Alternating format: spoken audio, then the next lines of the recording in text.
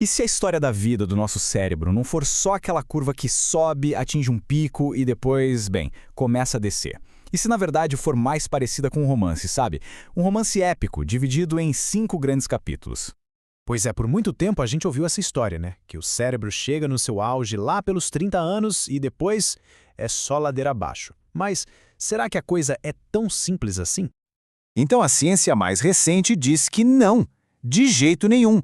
A vida do nosso cérebro é muito mais complexa e, sinceramente, muito mais interessante. É uma narrativa com 5 fases super bem definidas, cada uma com seus desafios, suas metas e suas próprias reviravoltas. Então vamos juntos mergulhar nessa história. Primeiro, a gente vai entender como os cientistas conseguiram desenhar esse mapa da vida do cérebro. Depois, vamos viajar por cada um dos 5 capítulos, desde a infância até a idade mais avançada, e no final, vamos conectar os pontos e ver por que essa nova visão muda tudo. Esse mapa é como se fosse um novo guia para a gente entender a jornada do nosso cérebro, revelando como ele se constrói e se reinventa ao longo da vida inteira. Tá, mas como é que descobriram esses capítulos? Foi um trabalho, olha, gigantesco. Os pesquisadores juntaram mais de 4.000 exames de ressonância magnética de bebês recém-nascidos até pessoas com 90 anos. Aí eles analisaram 12 características da fiação de cada cérebro e usaram um método super avançado para achar padrões que estavam escondidos ali. E o resultado? Acharam 4 pontos de virada que definem exatamente 5 fases da vida do cérebro. Para a gente entender essa história, tem 2 conceitos que são chave. O primeiro é a integração. Pensa no cérebro como uma grande cidade. A integração seria a eficiência das grandes avenidas e rodovias dessa cidade. É o quão fácil e rápido a informação consegue viajar de um bairro para o outro, atravessando a cidade toda. O segundo conceito é a segregação. Se a integração são as rodovias, a segregação é a força dos bairros. É a capacidade do cérebro de criar equipes locais super especializadas. Cada bairro tem sua função e funciona muito bem ali, internamente. É sobre ter especialistas locais, sabe? E com isso, a gente abre o primeiro capítulo da nossa história, a época de construir os alicerces, que vai do nosso nascimento até os 9 anos de idade. E aqui já tem uma coisa bem curiosa. Nessa fase, a integração global do cérebro, ou seja, as rodovias, na verdade, diminuem. É como se a cidade cerebral estivesse totalmente focada em construir bairros fortes e autossuficientes primeiro, reforçando as ruas e conexões locais antes de se preocupar com as grandes avenidas. A prioridade total é a especialização local. E essa fase intensa de construção local vai até chegar num ponto de virada.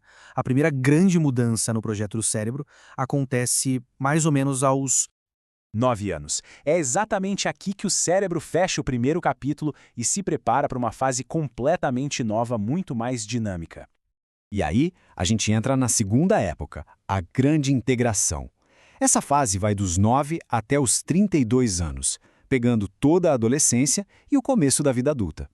Bom, agora que os bairros especializados já estão bem fortes, o cérebro começa a obra das superrodovias. A integração global dispara.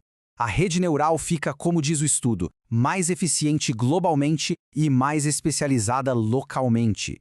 É o melhor dos 2 mundos funcionando ao mesmo tempo. E todo esse processo leva a um pico de eficiência global por volta dos 29 anos. Ah, agora faz sentido, né? É por isso que o modelo antigo focava tanto nessa idade. Mas, como a gente está vendo, esse é só o clímax de um capítulo, não o fim da história toda. E agora a gente entra no terceiro e mais longo capítulo da vida do cérebro, o adulto estável, que vai dos 32 até os 66 anos. E aqui, olha, aqui acontece a maior virada de chave da história toda. Aos 32 anos, o objetivo principal do cérebro muda completamente. Antes, o foco era aumentar a eficiência global, as rodovias. Depois dos 32, a prioridade vira a especialização local, os bairros. Nessa fase, a cidade cerebral já é uma metrópole madura. As grandes obras de infraestrutura já acabaram, agora o foco é em otimizar e fortalecer cada um dos distritos especializados que já existem. É a fase em que a gente aprofunda a experiência, consolida hábitos e vira especialista nas nossas áreas. E assim, a gente chega nos capítulos finais. A partir dos 66 anos, o cérebro não para, ele não desliga. Ele entra numa nova fase de reorganização, mostrando uma capacidade incrível de se adaptar. Aos 66, a cidade cerebral se reorganiza, os bairros ficam mais autossuficientes. Mais para frente, lá pelos 83, a estrutura geral começa a mudar de novo, e aí algumas regiões centrais, os hubs, se tornam ainda mais importantes para manter a comunicação geral funcionando. Ok, mas no final das contas, por que tudo isso importa? Por que ter esse novo mapa da vida do cérebro é algo tão revolucionário? Primeiro, porque ele nos dá uma história clara, com começo, meio e fim, que se renova. Construir o local, integrar o global, estabilizar e, por fim, reorganizar. É uma história de adaptação contínua, não de um simples pico e queda. Esse mapa também mostra pra gente os pontos de virada, as transições mais críticas e reforça uma ideia central. A mudança que acontece por volta dos 32 anos é a reorganização mais importante da nossa vida inteira. É quando as prioridades do cérebro mudam, de verdade. Resumindo, esse modelo ajuda a gente a entender melhor as transições da vida. Ele joga fora aquele mito do pico e declínio e coloca no lugar uma história de adaptação muito mais poderosa. E, talvez o mais importante de tudo, mostra que nossos cérebros nunca param de mudar. Eles estão sempre se adaptando, a vida inteira. E isso nos deixa com uma última pergunta, né? Agora que a gente tem um mapa tão detalhado da jornada do cérebro, com seus capítulos, seus pontos de virada, como a gente pode usar esse conhecimento para navegar melhor por essa nossa própria jornada?